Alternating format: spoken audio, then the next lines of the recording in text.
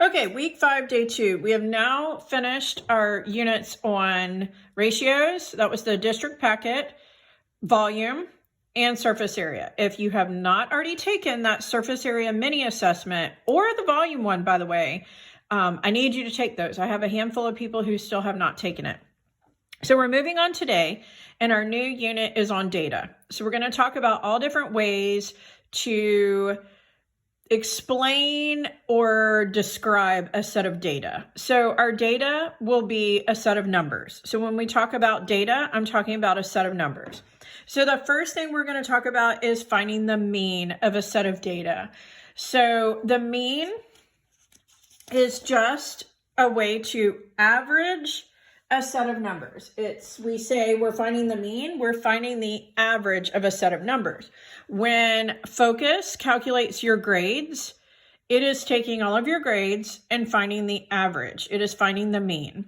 So the way we find the average, the way we find the mean is that we're going to add up all the numbers in our set of data, and we're going to divide by the number of numerals. So in other words, if I give you 3 quizzes, we would add your scores on all 3 quizzes and we would divide by 3, and that would give us the mean. So let's look at some examples of how to find the mean. So I have a set of data here, a set of numbers, 1, 5, 9, 1, 2, 4, 8, and 2. So let's say I'm sitting out in my front yard and I'm watching people on the sidewalk in front of my house, and I'm counting each hour. I'm going to sit out there all day long. I'm going to count each hour how many people ride a bicycle past my house. So the first hour, 1 person does. The next hour, 5 people do. The next hour, 9 people. Then 1 person, then 2, then 4, then 8, then 2. Okay, so first of all, how many hours did I sit out there and watch? Well, to find that out, we have to count and see how many pieces of data we have. We have 1, 2, 3, 4, 5, 6, 7, 8. I sat outside for 8 hours collecting this data, counting how many people rode past my house on a bicycle. And there might be some interesting things about the data. Maybe this hour was like 6 o'clock in the morning. Maybe it was super early. So now we get to 7 o'clock. We got a few more people. By 8 o'clock, we've got 9 people, maybe a couple families, and so on and so forth. By 10, maybe it's starting to get hot. Not as many people are out, so on and so forth. But altogether, I sat out there for 1, 2, 3, 4, 5, 6, 7, 8 hours. So we want to find the mean of this set of data. So to find the mean, we're going to add it all together. Now, I use shortcuts to add. You can add it however you want. You can add these one at a time, but I'm going to use shortcuts, and you're going to see this on your answer key. So I'm going to say, well, that's really the same as 6, and that's really the same as 10. And these 3, 8 and 2 is 10, plus 4 more, that's 14. And then we've got 2 here. So now I'm really just adding 6 and 10 and 14 and 2. I'm getting these numbers here. Now, certainly you could go through and say, what's 1 plus 5 plus 9 plus 1 plus 2 plus 4 plus 8 plus 2. You could add it that way. But I'm going to use this shortcut. You're going to see this. So just so you know. So that is going to be 6 and 4 is 10, 11, 12. 1, 2, 3.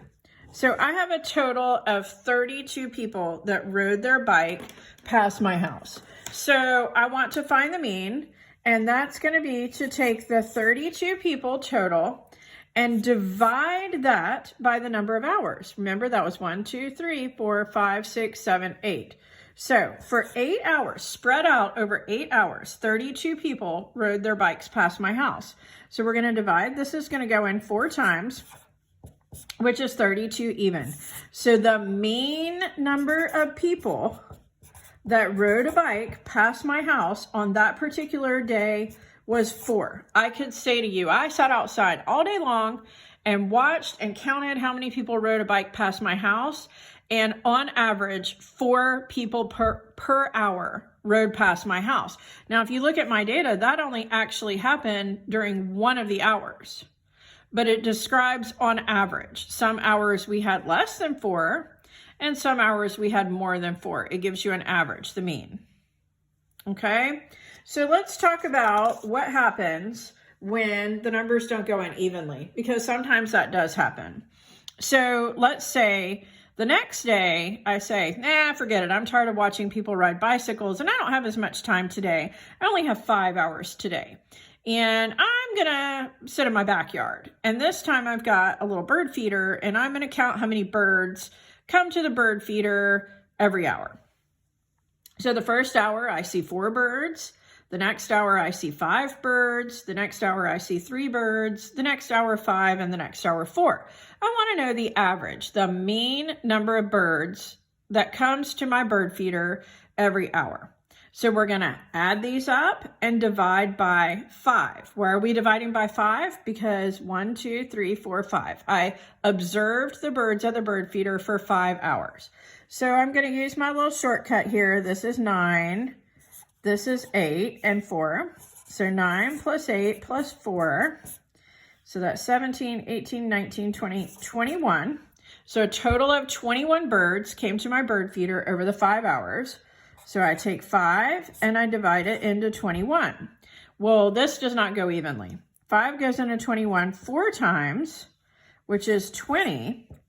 So we're going to subtract and get a remainder. So you could write that remainder as a fraction. We could say that's 4 and 1/5. Remember, we start at the top and go around like a clock. But I'm actually going to choose to write it as a decimal. So I add my decimal and annex my 0. I'm going to bring that down. 5 goes into 10 2 times. So I could say that the mean number of birds that comes to my bird feeder every hour is 4.2. Now, was there an hour where 4.2 birds came to my bird feeder? That's not possible. What's 0.2 of a bird? Do we have a partial bird, a bird with no wings? That's not possible.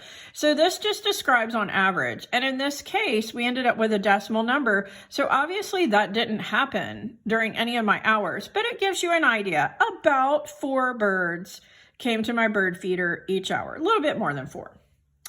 All right, on your practice problems today, there are going to be some where you get a decimal that just goes on and on and on and on, and it feels like it never ends. So on those, we're going to round to the nearest tenth. You don't have to keep dividing it. So let me give you an example of that. So we've got another set of numbers here, 4, 3, 7, 6, 2, 5, 3. We have 7 numbers. So we're going to add those numbers, and then we're going to divide by 7. So that's 7, 13, that's going to be 5. That all together is going to be 10. Okay, so 7 plus 13 plus 10. Okay, so we get 30, a total of 30, and we're going to divide that, remember, by 7. So 30 divided by 7. Okay, 7 does not go into 3. It goes into 30 4 times. So we're going to subtract and get 2. I'm going to add my decimal and annex my 0. Bring that down. 7 goes into 20 2 times. So we subtract and get 6. Add another 0. Bring it down. 7 goes into 68 times, which is 56. That would be 4, but we can actually stop here because our directions are telling us to round to the nearest tenth. So this is the 10th place. Remember, the number right after the decimal is in the 10th place. So to round, we have to look at this number, this 8. Does that tell us to round this up to 4.3? Or does it tell us to stay at 4.2? Well, remember that anything 5 or higher tells us to round up. So the mean here would be 4.3. That would be the mean for this set of data. Okay. I tell kids to remember mean by thinking about their parents, and I'm a parent myself, you know that sometimes when those report card grades come out, that represents your mean of all the work that you did that 9 weeks. If that mean does not come out to be a number that we expect it to be, usually an A or a B, then sometimes we have to do something that kids would consider to be mean, like maybe take a cell phone or tell you no more Fortnite or something like that. So adding and dividing is how we find the mean. So your practice problems for today look like this. Guys, this is a lot. It's 15 problems and it's pretty lengthy. So remember with your practice problems that you need to do, you're not turning them in. You need to do as many as you need to do to feel comfortable with this concept. So if you get to number 7 and you feel like you've got this, you're good with this, you check your answers, I'm sending you the answer key, you're getting them all right, you're not making mistakes, I'm fine with you stopping there. If you need to keep working on it, that's fine, but you need to decide what's going to work best for you. All right, that's it for today, guys. Talk to you tomorrow.